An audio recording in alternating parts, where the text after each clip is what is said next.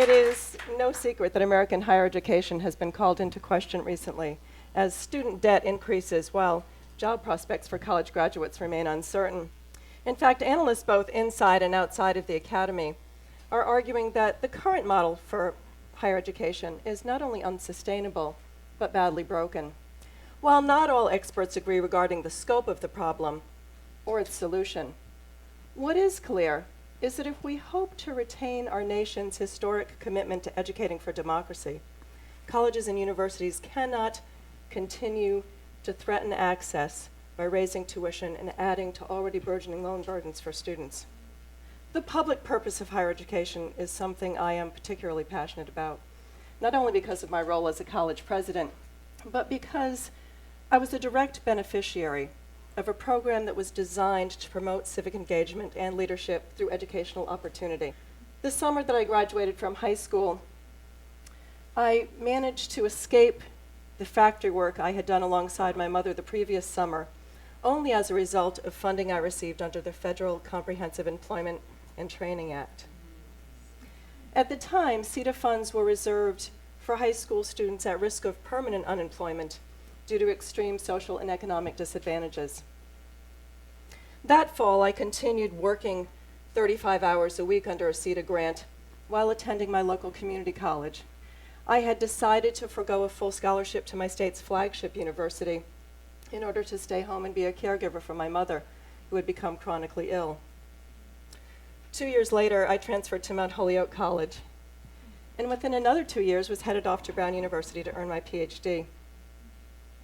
When I graduated from Brown, I vowed that I would never forget the lessons learned in my transition from community college to the Seven Sisters and to the Ivy League.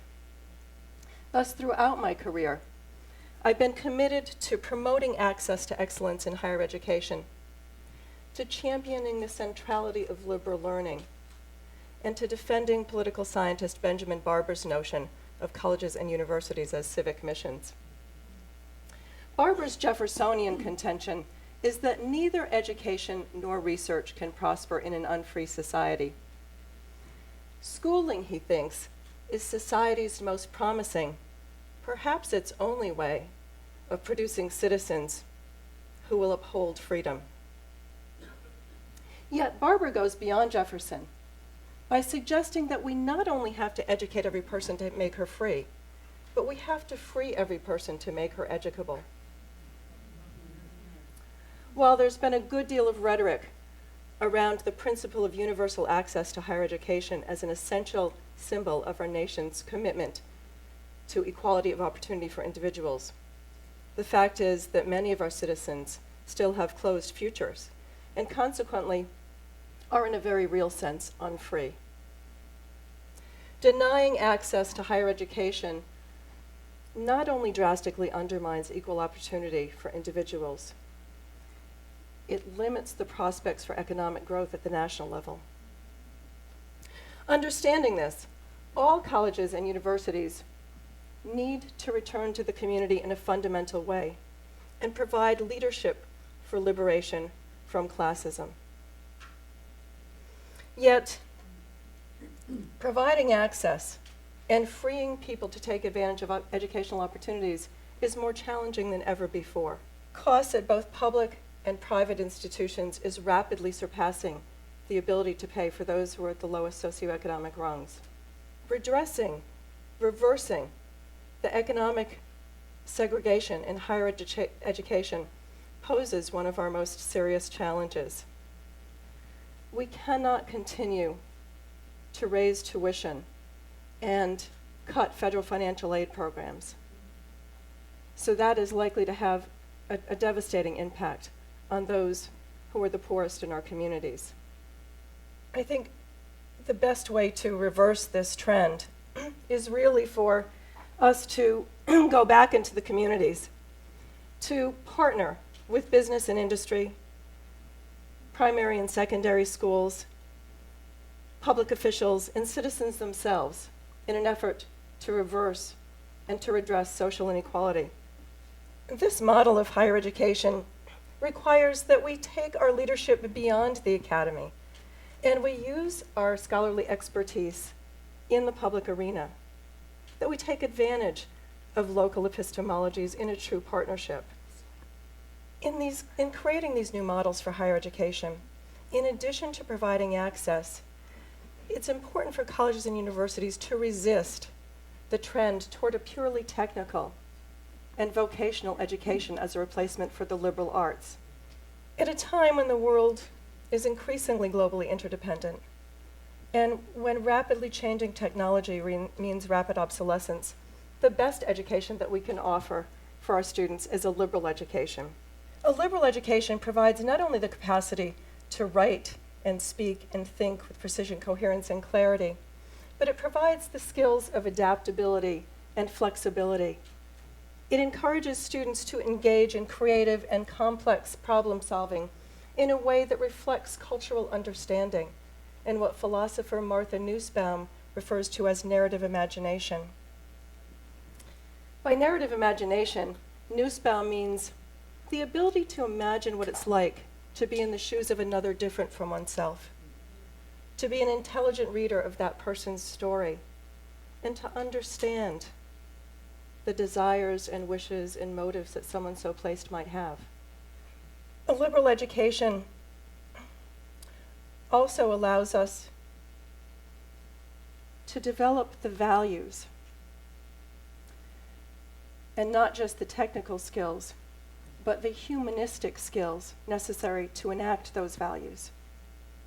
Now, in my own scholarly work in medical ethics, I encounter on a daily basis the dangers of allowing technology to advance without thinking about the ethical, legal, and social implications of the use of that technology.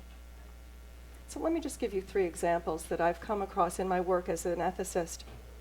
When I first began working on hospital ethics boards, one of the most compelling cases that we dealt with was a case of a woman who was 60 years old. She was diagnosed with terminal liver cancer on her last visit to her doctor's office. For a couple of months, she had been suffering from what the doctors termed multiple vague symptoms.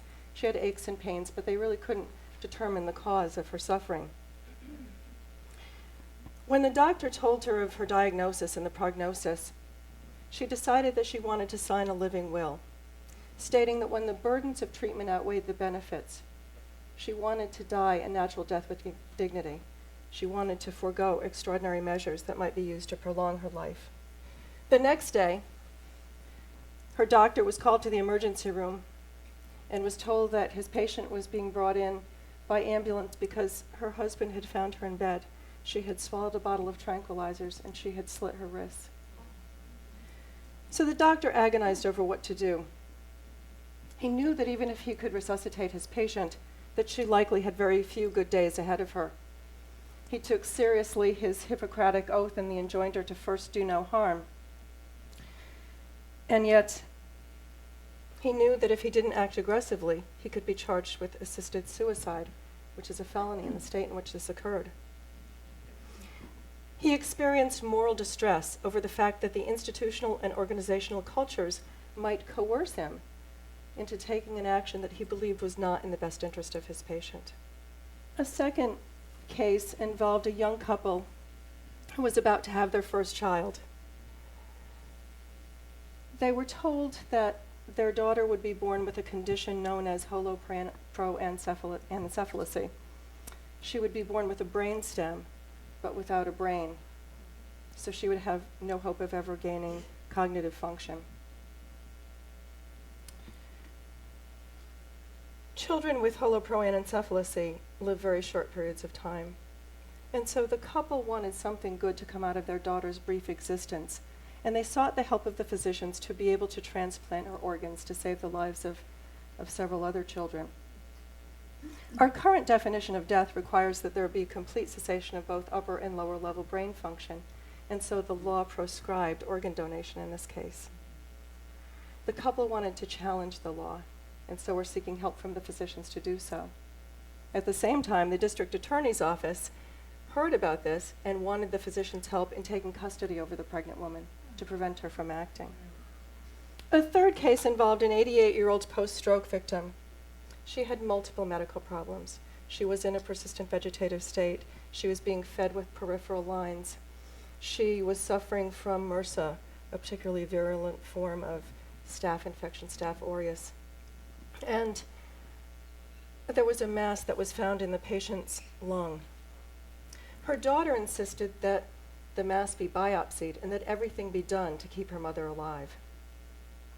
The medical team thought that they were torturing their patient, and yet the daughter argued that according to their faith, they needed to maintain life in order to serve God.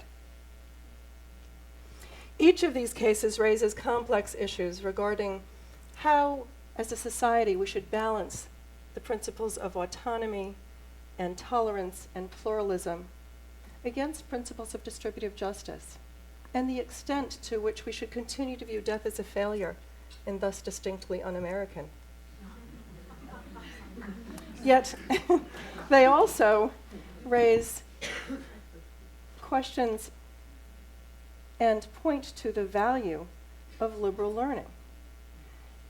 In the future, we will not be able to continue to avoid the ethical, social, policy issues that surround the advancement of technology. A liberal education provides the framework for grappling with the most fundamental questions of human existence. It should not be reserved only for those who can afford to go to elite private institutions. The fact is that as many as 50% of college students in the United States attend community colleges. Yet, humanities programs and liberal arts programs are being slashed across the country at public institutions because those of us who are leaders in higher education have failed to articulate in a way that resonates with those outside of the academy the value of those programs.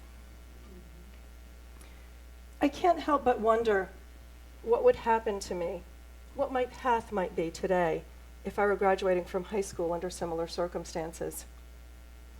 My hope is that as we develop new models for higher education, the transformation that will ensue will reflect a recognition that only when liberal learning and access successfully combine will public higher education's purpose, that of educating for democracy, truly be fulfilled.